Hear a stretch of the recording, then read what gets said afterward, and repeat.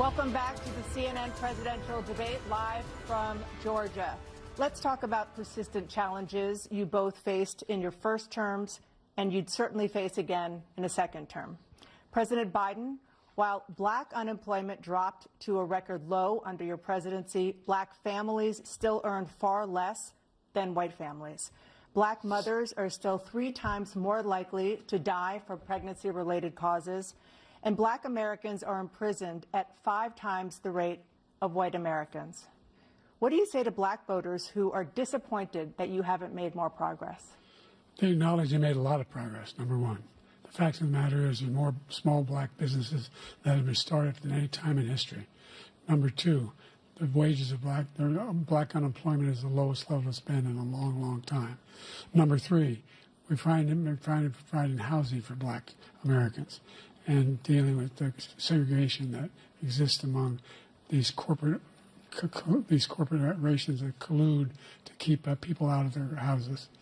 And in addition to that, we find that the impact on the choice that black families have to make relative to child care is incredibly difficult. When we did the first major piece of legislation in the past, I was able to reduce black child care costs. I cut them in half. We got to make sure we provide for child care costs. We got to make sure, because when you provide those child care protections, you increase economic growth because more people can be in the job market. So there's more to be done, considerably more to be done. But we've done a great deal so far, and I'm not letting up, and they know it. You have 49 seconds left. What do you say to black voters who are disappointed with the progress so far? I say I don't blame them for being disappointed. Inflation is still hurting them badly. For example, I provided for the idea that any black family, first-time home buyer, should get a $10,000 tax credit to be able to buy their first home so they can get started. I made sure that we're in a situation where all those black families and those black individuals who had to take out student loans that were ballooning, that if they were engaged in nursing, doctor, and anything having to do with volunteerism, if they paid their bills for 10 years on their student debt, all the rest was forgiven after 10 years. Millions have benefited from that. And we're going to do a whole lot more for black families. Thank you, President Trump. And he caused the inflation. He's blaming inflation, and he's right, it's been very bad. He caused the inflation, and it's killing black families and Hispanic families and just about everybody. It's killing people. They can't buy groceries anymore. They can't. You look at the cost of food where it's doubled and tripled and quadrupled. They can't live. They're not living anymore. He caused this inflation. I gave him a country with essentially no inflation. It was perfect. It was so good. All he had to do is leave it alone. He destroyed it with his Green New Scam and all this money that's being thrown out the window. He caused inflation. As sure as you're sitting there, the fact is that his big kill on the black people is the millions of people that he's allowed to come in through the border. They're taking black jobs now, and it could be 18, it could be 19, and even 20 million people. They're taking black jobs, and they're taking Hispanic jobs, and you haven't seen it yet, but you're going to see something that's going to be the worst in our history. Thank you. President Biden? There was no inflation when I became president. You know why? The economy was flat on its back. 15% unemployment. He decimated the economy, absolutely decimated the economy. That's why there was no inflation at the time. There were no jobs. We provided thousands of millions of jobs for individuals who are in all communities, including minority communities. We made sure that they have health insurance. We have covered, the ACA has increased. I made sure that they're $8,000 per person in a family to get written off for health care. But this guy wants to eliminate that. They tried 50 times. He wants to get rid of the ACA again, and they're going to try again if they win.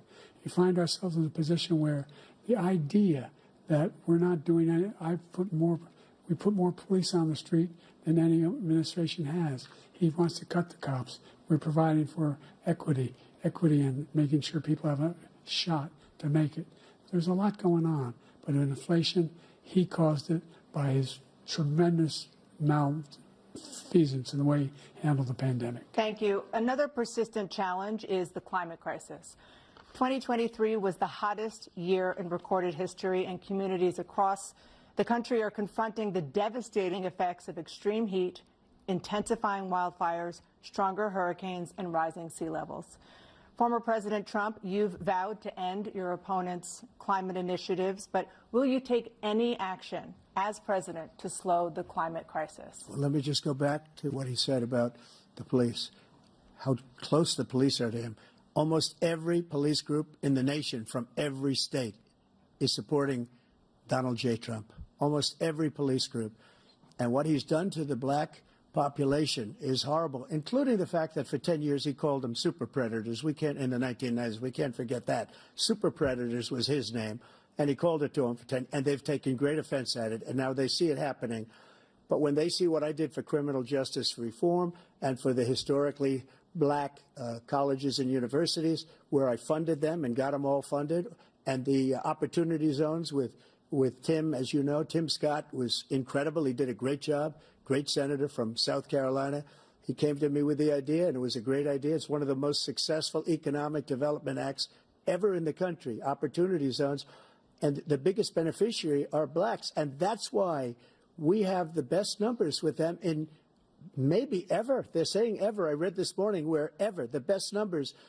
He's lost much of the black population because he's done a horrible job for black people. He's also done a horrible job for Hispanics. But wait till you see these millions of people pouring into our country, and they're going to take the jobs, and it's already started, and you haven't seen anything yet. It's a disaster. You've 38 seconds left. President Trump, will you take any action as president to slow the climate crisis? So I want absolutely immaculate clean water, and I want absolutely clean air, and we had it. We had H2O.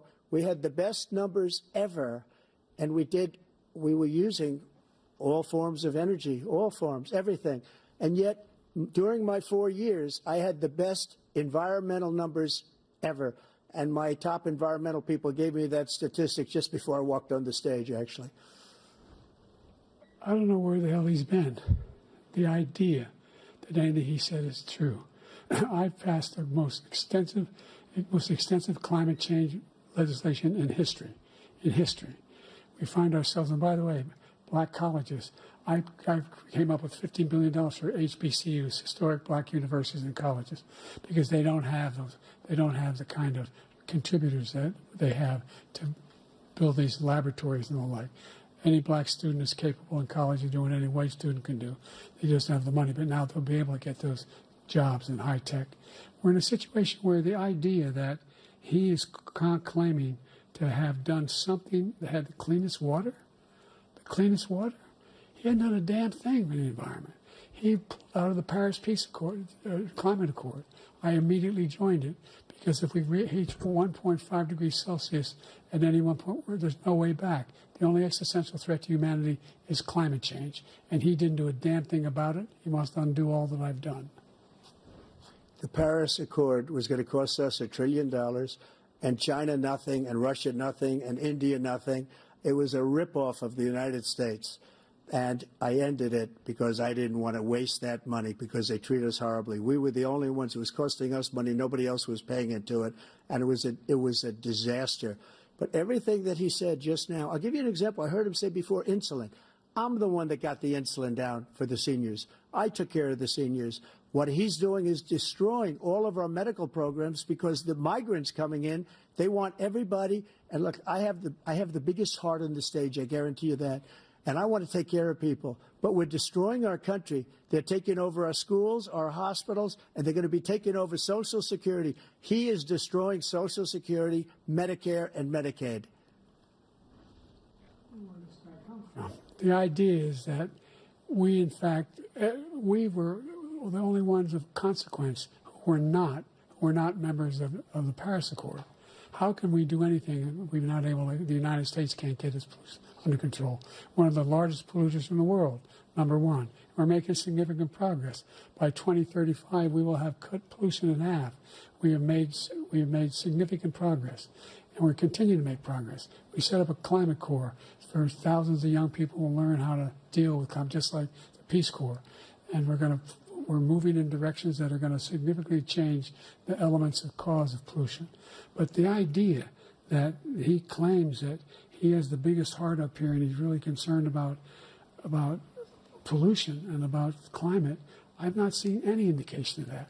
And by the way, with regard to prescription drugs, one company agreed that they would reduce the price to $35, which I was calling for, one, voluntarily.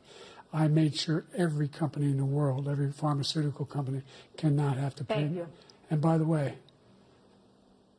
so every day, millions of Americans struggle just to make ends meet. For many older Americans, Social Security provides a critical lifeline.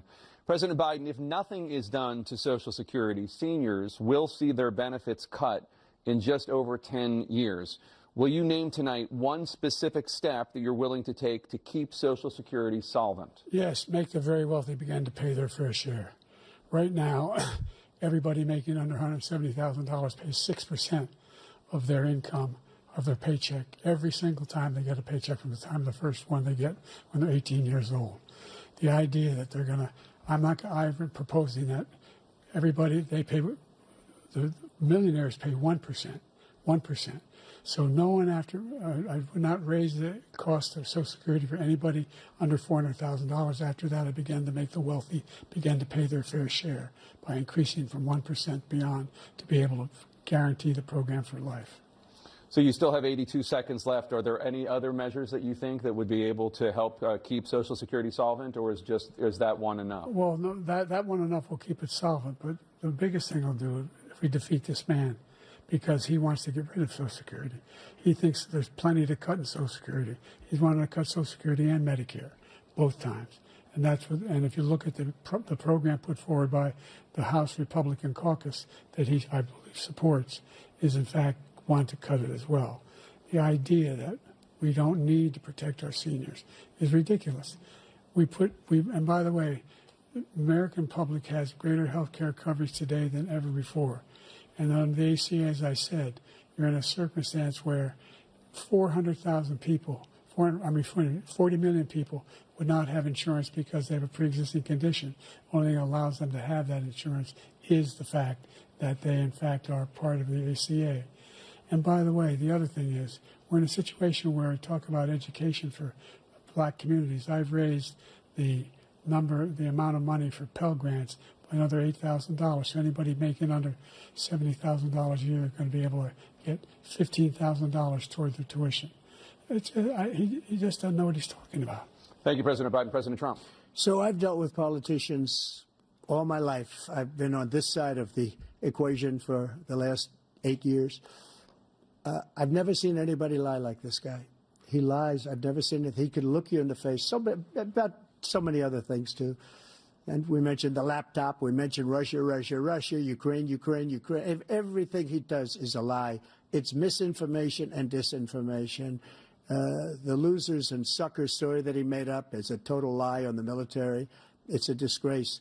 But Social Security, he's destroying it because millions of people are pouring into our country, and they're putting them onto Social Security. They're putting them onto Medicare, Medicaid.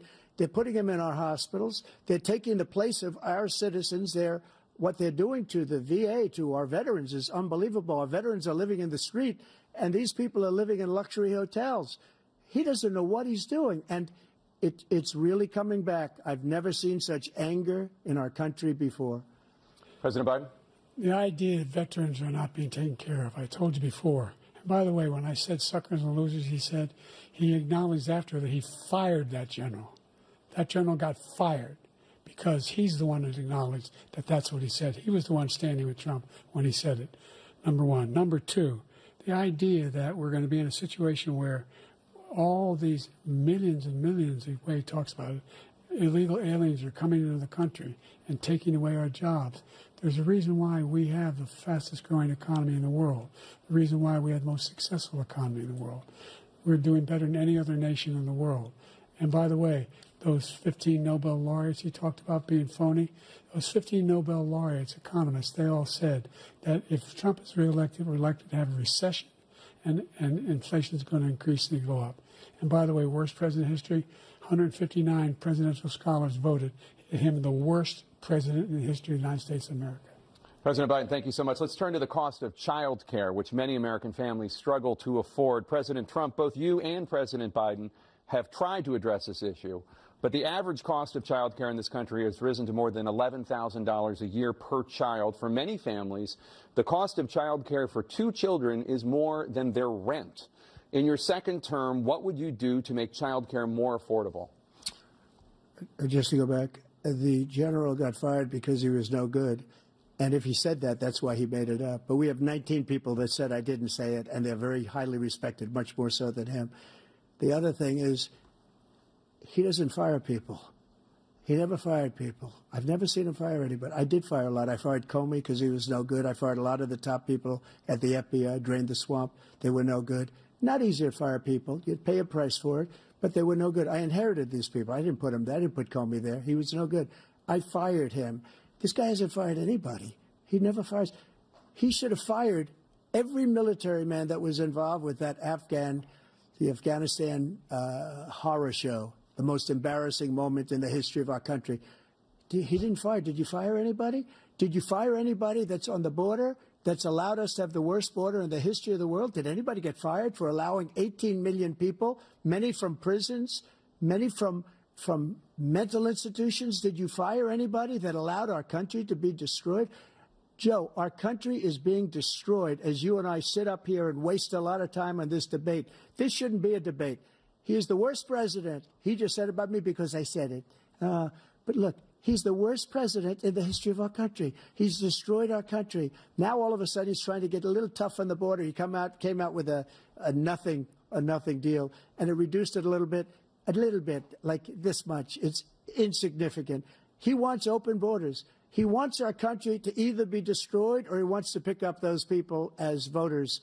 And I don't think we just can't let it happen. If he wins this election, our country doesn't have a chance, not even a chance, of coming out of this rut. We probably won't have a country left anymore. That's how bad it is. He is the worst in history by far. Thank you, President Trump. President Biden? We're the most admired country in the world. We're the United States of America. There's nothing beyond our capacity. We have the finest military in the history of the world, the finest in the history of the world. No one thinks we're weak. No one wants to screw around with us. Nobody, number one. Number two, the idea that we're talking about worst presidents. I wasn't joking. Look it up or go online. 159 or 58, don't hold me the exact number, presidential historians, they've had meetings and they voted who's the worst president in American history. One through best to worst. They said he was the worst in all of American history. That's a fact. That's not conjecture. He can argue they're wrong, but that's what they voted. The idea that he is doing anything to deal with child care, he did virtually nothing to child care. We should significantly increase the child care tax credit. We should significantly increase the availability of women and men or single parents to be able to go back to work. And we should encourage businesses to have. Thank you, President Biden. President Trump, the question was about what would you do to make child care more affordable, if you want to take your minute. Just so you understand, we have polling, we have other things that they rate him the worst because what he's done is so bad. And they rate me, I'll show you, I will show you, and they rate me one of the best, okay? And if I'm given another 4 years, I will be the best. I think I'll be the best. Nobody's ever created an economy like us. Nobody ever cut taxes like us. He's the only one I know. He wants to raise your taxes by 4 times. He wants to raise everybody's taxes by 4 times. He wants the Trump tax cuts to expire. So everybody, including the 2 of you, are going to pay 4 to 5 times. Nobody ever heard of this before. All my life, I'd grow up and I'd see politicians talking about cutting taxes. When we cut taxes, as I said, we did more business. Apple and all these companies, they were bringing money back into our country. The worst president in history by far, and everybody knows it. President Biden? Look, the fact of the matter is that he's dead wrong about, he's increased the tariff, he will increase the taxes on middle-class people. I said I'd never raise a tax on anybody making less than $400,000. I didn't. But this tariff is 10% tariffs. Everything coming in the country, you know what the economists say? That's going to cost the average American $2,500 a year more because they're going to have to pay the difference in food and all the things that are very important. Number two, he's in a situation where he talks about how he has not raised, he somehow helped the middle class. middle class has been devastated by you. Now you want a new tax cut of $5 trillion over the next 10 years, which is going to fundamentally bankrupt the country. You had the largest deficit of any president in American history, number one.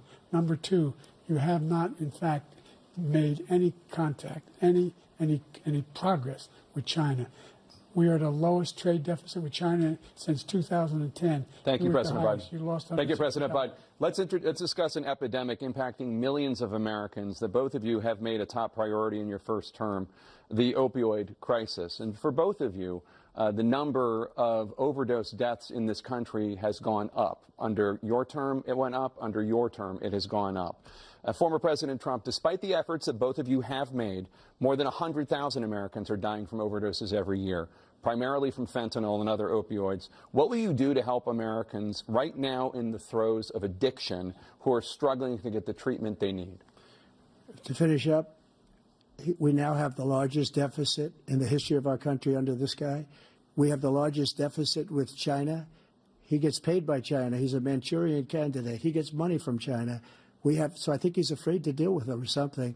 But do you notice he never took out my tariffs because we bring in so much money with the tariffs that I imposed on China. He never took them away. He can't because it's too much money. It's tremendous. And we saved our steel industries, and there was more to come, but he hasn't done that. But he hasn't cut the tariffs because he can't, because it's too much money. But he's got the largest deficit in the history of our country, and he's got the worst situation with China. China's going to own us if you keep allowing them to do what they're doing to us as a country. They are killing us as a country, Joe, and you can't let that happen. You're destroying our country. So, President Trump, you have 67 seconds left. The question was, what are you going to do to help Americans in the throes of addiction right now who are struggling to get the treatment they need? Jake, we were doing very well at addiction until the COVID came along. We had the 2.5, almost 3 years of like nobody's ever had before, any country, in every way. And then we had to get tough. And it was the drugs pouring across the border it started to increase. We got great equipment. We bought the certain dog that's the most incredible thing that you've ever seen, the way they can spot it. We did a lot. And we were getting very low numbers, very, very low numbers. Then he came along. The numbers, have you seen the numbers now? It's not only the 18 million people that I believe is even low because the gotaways, they don't even talk about gotaways. But the numbers of the amount of drugs and human trafficking in women coming across our border, the worst thing I've ever seen, at numbers that nobody's ever seen under him because the border's so bad. But the number of drugs coming across our border now is the largest we've ever had by far. President Trump, thank you. President Biden? Fentanyl and the byproducts of fentanyl went down for a while. And I wanted to make sure we use the machinery that can detect fentanyl, these big machines that roll over everything that comes across the border. And it costs a lot of money. That was part of this deal we put together, this bipartisan deal.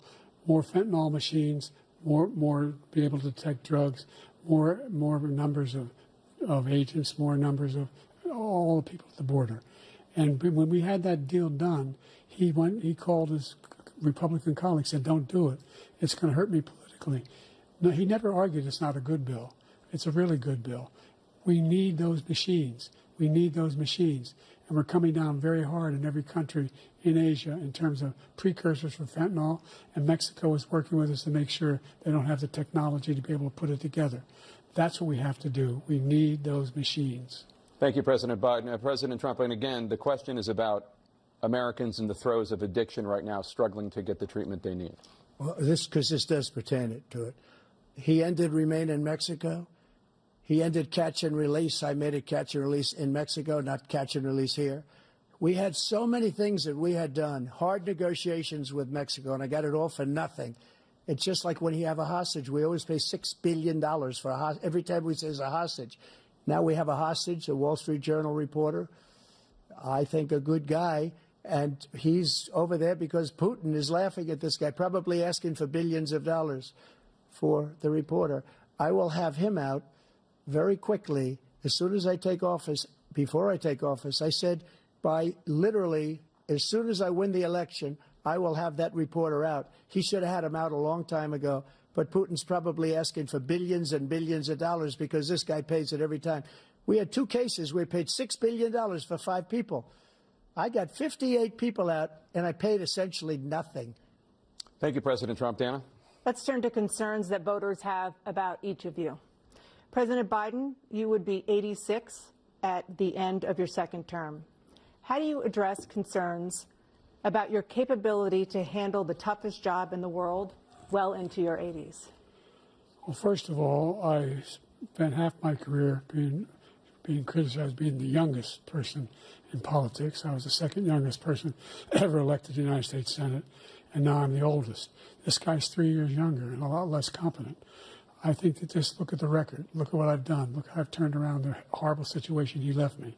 As I said, 15 million new jobs, 800,000 manufacturing jobs, more investment in America, over billions of dollars in private investment in enterprises that we are growing. By the way, we brought an awful lot of people. The whole idea of computer chips, we used to have 40% of the market. We invented those chips, and we lost it because he was sending people to find the cheapest jobs overseas and to bring home a product. So I went to South Korea. I convinced Samsung to invest billions of dollars here in the United States. And guess what? Those fabs, they call them, to build these chips, those fabs pay over $100,000. You don't need a college degree for them. And there's billions, about $40 billion already being invested and being built right now in the United States, creating significant jobs for Americans from all over the world. President Biden, you have 40 seconds left. Would you like to add anything? Yeah, I would. The idea that somehow we are this failing country. I never heard a president talk like this before. We're the envy of the world. Name me a single major country president who wouldn't trade places with the United States of America for all our problems and all our opportunities. We're the most progressive country in the world in getting things done. We're the strongest country in the world. We're a country in the world who keeps our word, and everybody trusts us, all of our allies, and those who he cuddles up to, from Kim Jong-un, who he sends love letters to, and Putin, etc. They don't want to screw around with us. Thank you. Former President Trump, to follow up, you would be 82 at the end of your second term. What do you say to voters who have concerns about your capabilities to serve? Well, I took 2 tests, cognitive tests. I aced them, both of them, as you know. We made it public. He took none. I'd like to see him take one, just one, a real easy one. Like go through the first 5 questions. He couldn't do it. But I took 2 cognitive tests. I took physical exams every year. And, you know, we knock on wood wherever we may have wood, that I'm in very good health. I just won 2 club championships, not even senior, 2 regular club championships. To do that, you have to be quite smart, and you have to be able to hit the ball a long way. And I do it. He doesn't do it. He can't hit a ball 50 yards. He challenged me to a golf match. He can't hit a ball 50 yards. I think I'm in very good shape. I feel that I'm as in good a shape as I was 25, 30 years ago. Actually, I'm probably a little bit lighter, but I'm in as good a shape as I was years ago. I feel very good. I feel the same. But I was willing to take a cognitive test. And you know what? If I didn't do well, I aced him. Dr. Ronnie Jackson, who's a great guy when he was White House doctor. And then I took another one, a similar one. And one of them said they'd never seen anybody ace him. Thank you. President Biden? You can see he is 6'5" and only 223 pounds, or 235 pounds. You never said it was 6'4". Well, you said 6'4", 200. Well, anyway, that's what anyway, just take a look at what he says he is, and take a look at what he is. Look, I'd be happy to have a driving contest with him. I got my handicap, which when I was vice president, down to a 6. But by the way, I told you before, I'm happy to play golf if you carry your own bag. Think you can do it? That's the biggest lie. That he's a 6 handicap of all. I was an 8 handicap. Yeah. 8. Never. But I had, you know how many? I've seen you swing. I know you swing. Okay, let's not act like children. President Trump, we're going to 21 Let's not act like children. You to are a child. specific concern that voters have about you. Will you pledge tonight that once all legal challenges have been exhausted, that you will accept the results of this election, regardless of who wins, and you will say right now that political violence in any form is unacceptable? Well, I shouldn't have to say that, but of course I believe that. It's totally unacceptable. And if you would see my statements that I made on Twitter at the time, And also my statement that I made in the Rose Garden, you would say is one of the strongest statements you've ever seen. In addition to the speech I made in front of, I believe, the largest crowd I've ever spoken to. And I will tell you, nobody ever talks about that. They talk about a relatively small number of people that went to the Capitol and in many cases were ushered in by the police. And as Nancy Pelosi said, it was her responsibility, not mine. She said that loud and clear. But the answer is, if the election is fair, free, and I want that more than anybody. And I'll tell you something. I wish he was a great president because I wouldn't be here right now. I'd be at one of my many places enjoying myself. I wouldn't be under indictment because I wouldn't have been his political opponent because he indicted me because I was his opponent. I wish he was a great president. I would rather have that. I wouldn't be here. I don't mind being here. But the only reason I'm here is he's so bad as a president that I'm going to make America great again. We're going to make America great again. We're a failing nation right now. We're a seriously failing nation. And we're a failing nation because of him. His policies are so bad. His military policies are insane. They're insane. These are wars that will never end with him. He will drive us into World War III. And we're closer to World War III than anybody can imagine. We are very, very close to World War III, and he's driving us there. And Kim Jong-un and President Xi of China, Kim Jong-un of North Korea, all of these, Putin, they don't respect him. They don't fear him. They have nothing going with this gentleman, and he's going to drive us into World War III. You want a World War III, let him follow and win, and let Putin say, do what you want, NATO. Just do what you want. There's a thing called Article 5. An attack on one is an attack on all, and required response. The idea, I can't think of a single major leader in the world who wouldn't trade places with the job I've done and what they've done. Because we are a powerful nation. We have wonderful people. It's because of the people, not me. It's because of the American people. They're capable of anything, and they step up when they're needed. And right now, we're needed. We're needed to protect the world because our own safety is at stake. And again, you want to have a war, just let Putin go ahead and take Kyiv, make sure they move on, see what happens in Poland, Hungary, and other places along that border. Then you have a war. President Trump, as I come back to you for a follow-up, the question was, will you accept the results of this election, regardless of who wins? Just to finish what he said, if I might, Russia, they took a lot of land from Bush. They took a lot of land from Obama and Biden. They took no land, nothing from Trump, nothing. He knew not to do it. He's not going to play games with me. He knew that. I got along with him very well, but he knew not to play games. He took nothing from me. But now he's going to take the whole thing from this man right here. That's a war that should have never started. It would have never started ever with me. And he's going to take Ukraine. And, you know, you asked me a question before, would you do this with? He's got us in such a bad position right now with Ukraine and Russia because Ukraine's not winning that war. He said, I will never settle until such time. They're running out of people. They're running out of soldiers. They've lost so many people. It's so sad. They've lost so many people, and they've lost those gorgeous cities with the golden domes that are 1,000 years old, all because of him and stupid decisions. Russia would have never attacked. President Trump, the question was, will you accept the results of the election, regardless of who wins? Yes or no, please. If it's a fair and legal and good election, absolutely. I would have much rather accepted these, but the fraud and everything else was ridiculous. And if you want, we'll have a news conference on it in a week, or we'll have another one of these in a week.